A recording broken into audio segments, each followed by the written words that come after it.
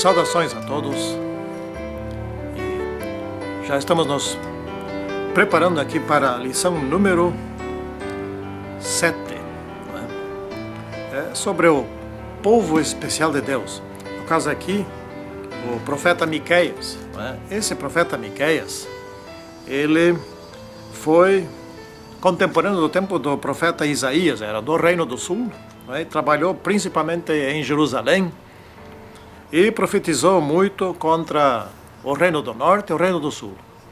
Foi no tempo de Miqueias que o Reino do Norte caiu, mas o Reino do Sul duraria ainda mais uns 100 anos. Né? Ele era camponês e trabalhou para Deus, como profeta chamado por Deus. Vamos estudar então nossa lição. Antes disso, faremos então uma oração. Grandioso e poderoso Deus que estás nos céus. Aqui queremos nos aprofundar um pouquinho em alguns aspectos desse profeta Miqueias, que pelo pequeno livro que escreveu é um dos profetas menores, mas pela mensagem podemos dizer que foi um grande profeta. Especialmente muitas coisas tem para nós nesses nossos últimos dias. Abençoe-nos nesse estudo para que possamos obter proveito e principalmente que sejamos transformados por meio dele, por meio das mensagens deste profeta. Em nome do Senhor Jesus Cristo. Amém. Então tá, vamos aqui ler o verso geral, né, que está em Miqueias, no capítulo 6, versículo 8. Vou ler aqui. Ele te declarou, ó homem, o que é bom e o que é que o Senhor pede de ti, senão que pratiques a justiça, que ames a misericórdia e andes humildemente com teu Deus. Né? São 3 coisas que o profeta aqui relatou que Deus está pedindo para nós. Não é? Então que sejamos justos, corretos, honestos, né, verdadeiros, que digamos somente a verdade, e que sejamos conforme Deus quer que nós pensemos e agimos. Né? Então, e a segunda coisa que ele está pedindo aqui é que sejamos misericordiosos. Então, com os outros, não é só fazer o bem, ser correto, ser justo, verdadeiro, etc. Mas também tem alguém faltando alguma coisa, tem alguém precisando, tem alguém que fez uma coisa errada e precisa de um perdão, tem alguém que se arrependeu, tem alguém que não quer se arrepender, e cada pessoa. Então hoje nós temos aí em torno de 7 bilhões de pessoas. Podemos dizer assim, temos 7 bilhões de problemas, cada um com o seu problema. Claro, muitos deles têm problemas parecidos, né? E nós temos que compreender, porque muitas vezes os problemas surgem não por culpa da pessoa, outras vezes por culpa da pessoa, mas também nesse ambiente do jeito que está, não é? É difícil conhecer as verdadeiras causas da história de cada um. E que andes humildemente com teu Deus. Isso quer dizer que sejamos humildes. Isso também não é muito fácil. Hoje em dia, ser humilde não é coisa simples, não é? Esse apelo da mídia, do marketing, da moda, do jeito da gente ser, do jeito que a sociedade exija que sejamos, temos que aparentar, não é? Aparentar. Temos que ter roupa da melhor espécie, de marca, temos que ter sapatos de marca, tênis de marca, automóvel de luxo, e o quanto mais puder, mais gasta, para poder aparentar. Por que não sejamos como Cristo? Aqui na terra, ele renunciou a praticamente tudo, mas ele tem tudo na nova terra, no céu. Ele é o Rei. Oh Cristo, o grande Deus. Bom, aqui estamos estudando. Então, os assírios, cuja capital era Nínive, lembram da lição, né, que nós estudamos anterior a esta, anterior, né, que era sobre Jonas. Aliás, a anterior mesmo, a número 6, essa aqui é a número 7, sobre Jonas, que foi alertar Nínive. Nós não sabemos, mas talvez no céu saberemos. Qual foi a diferença entre o trabalho de Jonas, se tivesse sido feito ou não tivesse sido feito, né? Quem sabe Nínive teria sido bem pior. Nínive foi a capital da Síria que conquistou o reino de Israel, né? Derrotou Israel. Mas isso Isso Nínive fez depois que Jonas trabalhou com Nínive, que eles se arrependeram. E foi um bom tempo depois, eu não posso precisar muito, mas grosseiramente deve ter sido uns 100 anos depois, né? Grosseiramente. Então, e Nínive conquistou. Samaria caiu no ano 722 a.C., né? E houve depois o cerco de Jerusalém por parte dessa cidade de Nínive, que foi no ano 701 depois de Cristo, portanto depois da destruição de Samaria, né, do Reino do Norte. E Jerusalém foi cercado no tempo do rei Ezequias, né, e ali Deus começou a derrubar o império assírio, porque naquele cerco da cidade de Jerusalém, Deus lutou. Deus luta de um jeito diferente, né?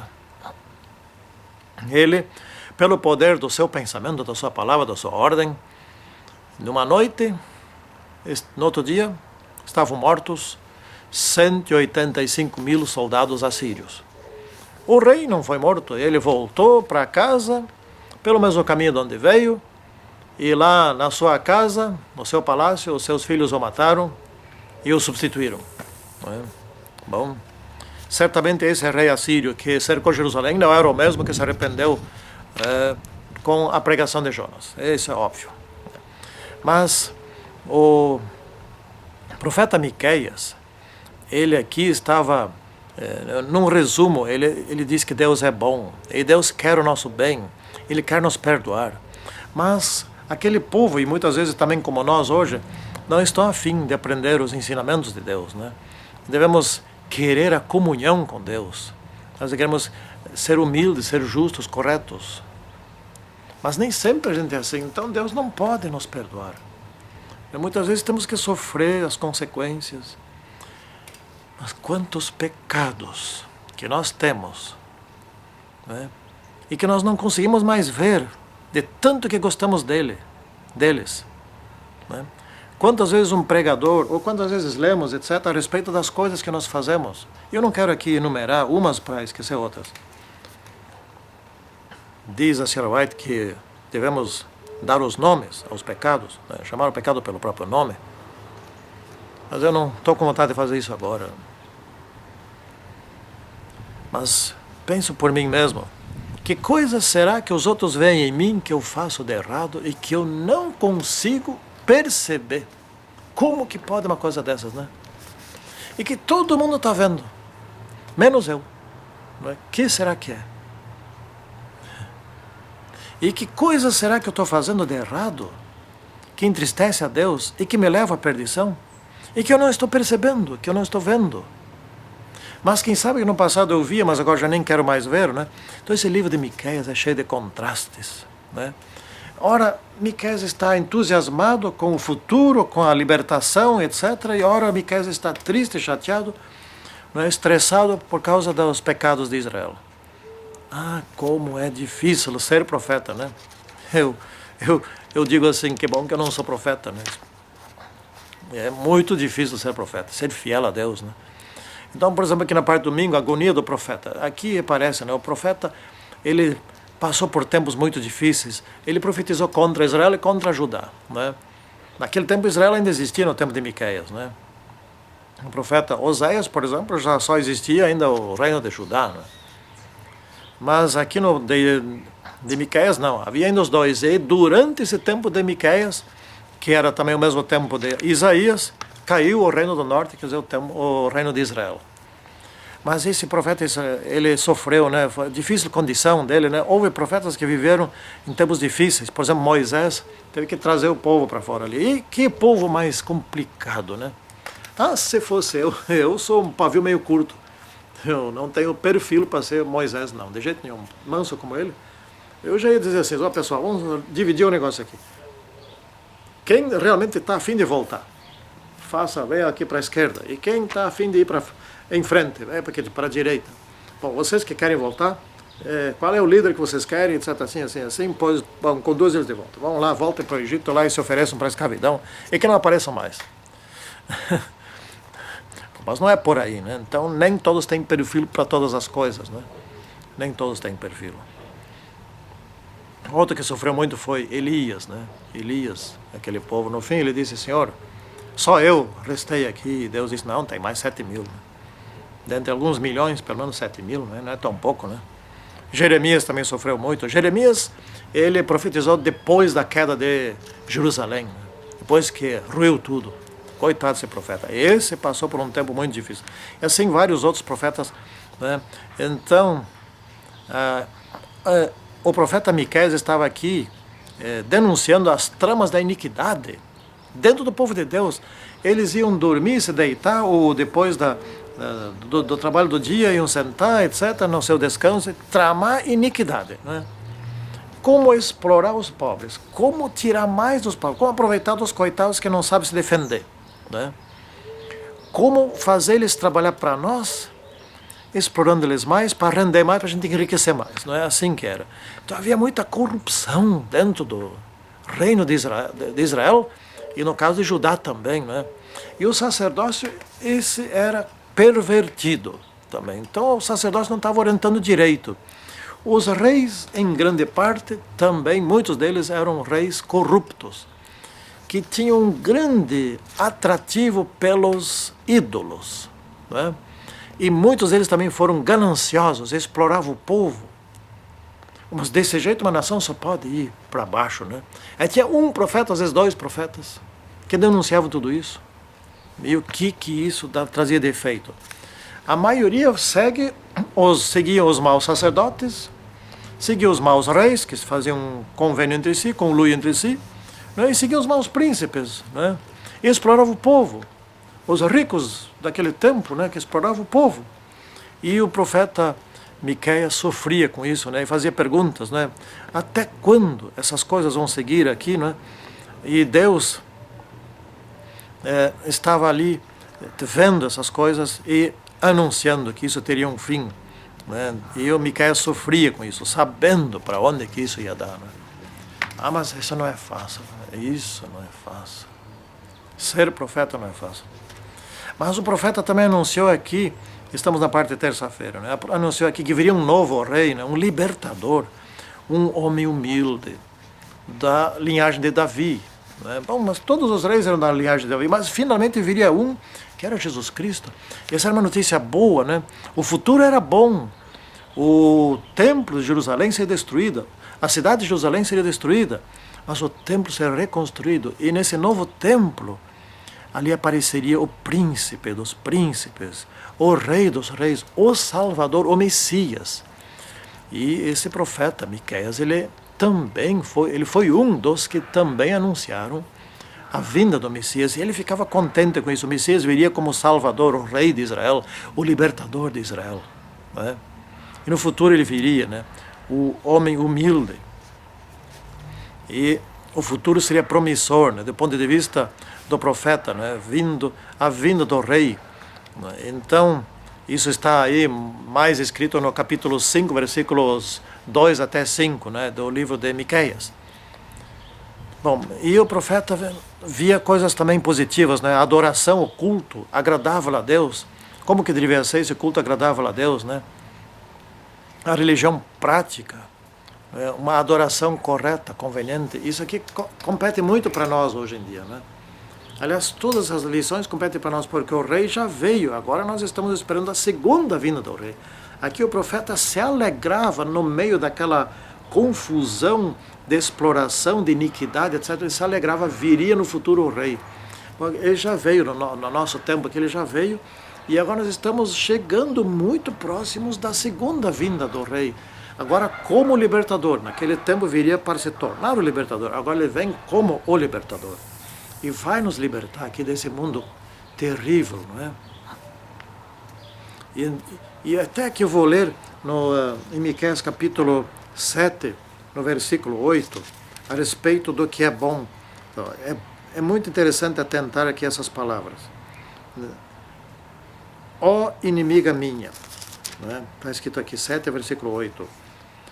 Ó inimiga minha, não te alegres a meu respeito. Ainda que eu tenha caído, levantar-me-ei, e se morar nas trevas, o Senhor será a minha luz. Mas que coisa maravilhosa. as formalidades exteriores lá daquele tempo, a religião não estava sendo uma coisa correta, não é? Então havia como diz a lição, havia uma constante progressão do tamanho e do valor das ofertas específicas, né? Então eles queriam dar muitas ofertas, fazer muitas coisas impressionantes, coisas formais, etc. Mas o que Deus estava pedindo era uma religião prática do bem, da justiça, do amor, da obediência, da misericórdia, né? De um convívio, vamos traduzir isso em outras palavras, de um convívio de amor entre as pessoas. Então, por exemplo, se alguém ofende outro, vamos conversem numa boa, né? E coloca as coisas em dia. Para que ficar ali? Não, hoje parece que é assim de novo, né? Sempre foi. Ninguém pode exortar ninguém, que daí se ofendem, né? Então ninguém pode dizer os pecados, etc. assim, ao pé do ouvido, fulano e tal, queria te ajudar aqui por causa disso, por causa daquilo. Ah, já não quer mais vir na igreja, ou não sei o que, se ofende, etc. Então, fica difícil isso, né? É claro que não é fácil ouvir uma exortação, ouvir você está errando aqui, etc. Não, isso não é fácil. O sujeito vai falar ali em particular, etc. Mesmo assim não é fácil. Mas tem que aceitar. Porque eu sou um pecador, eu cometo erros. Se eu sou pecador, cometo erros. É ou não é? Algumas coisas eu acerto, outras coisas eu erro. E geralmente as coisas que eu erro, eu não percebo. As que eu acerto, até mais ou menos eu percebo. Então alguém tem que vir me dizer, Sigberto, tu está errando aqui assim, assim, assim, etc. Isso me dói, né? Não é gostoso de ouvir uma coisa dessa. Tá. Não é não. Mas eu não posso me ofender com essa pessoa, tenho que agradecer essa pessoa. E agradecer a Deus que me mandou essa pessoa dizer isso, né? Então esses profetas faziam isso naquele tempo e eram enxotados, né? E por fim, o que o profeta está dizendo aqui, eu também vou ler essa parte aqui, está no capítulo 7, né, de Miqueias, bem no finalzinho, nos dois últimos, no 18 e 19, né? O antepenúltimo e penúltimo. Quem, ó Deus, é semelhante a ti, que perdoas a iniquidade e te esqueces da transgressão, do restante da tua herança? O Senhor não retém a sua ira para sempre, porque tem prazer na misericórdia. Tornará a ter compaixão de nós, pisará aos pés as nossas iniquidades e lançará todos os nossos pecados nas profundezas do mar. Também assim está escrito no Salmo 103, versículo 12, e no 51, versículo 1, né? E o anterior também está em Isaías 43, versículo 25. Deus, o que Deus quer? Quando Deus nos perdoa, vamos traduzir isso aqui em termos bem práticos, para nós entendermos. Quando Deus nos perdoa, Ele esquece. Ou seja, isso se foi. Se eu me perder, não será por aqueles pecados, não. Se eu me perder, será porque eu voltei a cometer aqueles pecados ou passei a cometer outros, enfim, de alguma coisa que... Mas aqueles se foram, Ele esquece, Ele perdoa, esquece, está escrito aqui, né? Então, assim é Deus. Ele simplesmente lança os pecados aqui, metaforicamente, no fundo do mar. Ou seja, não tem mais, não se fala mais, nesses não se fala mais, desses você não vai ser para o inferno. Desses pecados você não se perde para a vida eterna, da vida eterna, né? Você só se cometer outros, né? Se você tiver uma recaída, cometer esses pecados de novo, porque aqueles estão perdoados, né? Então, é isso que está escrito aqui. Que como a gente é, não é? Então é como um acidente, né? Comigo nunca vai acontecer isso, né? Então anda, às vezes em excesso de velocidade, imprudência, ultrapassando muito rápido, ultrapassando em lugar proibido, aproveitando muito, né, etc. Não, comigo não acontece, sempre com os outros. Uma hora acontece. E a coisa é grave. Às vezes morre alguém. E daí? Bom. Daí caiu a casa. Eu não devia ter feito. Isso muitos dirão quando Jesus disser assim: apartai-vos de mim, vós que praticais a iniquidade. Daí vai cair a ficha. Espero que é da minha não. Eu estou tentando buscar a Deus todos os dias. Eu espero que a de vocês também não caia. Não tenha necessidade de cair. Que sejam salvos. Que esses profetas nos afetem. Porque eles lutaram, mas bem poucos naquele tempo aproveitaram esses profetas. Felizmente, alguns aproveitaram. Oxalá que nós sejamos servos fiéis a Deus, humildes, né?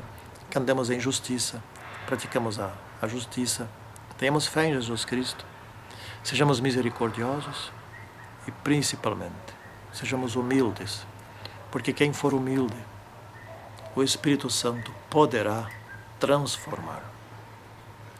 Vamos orar para concluir. Santíssimo Senhor Deus, abençoe-nos aqui, conforme a Tua grande e boa vontade. Te pedimos que nos transformes, que nos tornes humildes, obedientes a Ti. Em nome do Senhor Jesus Cristo. Amém. Muito bem. Até o próximo estudo, então.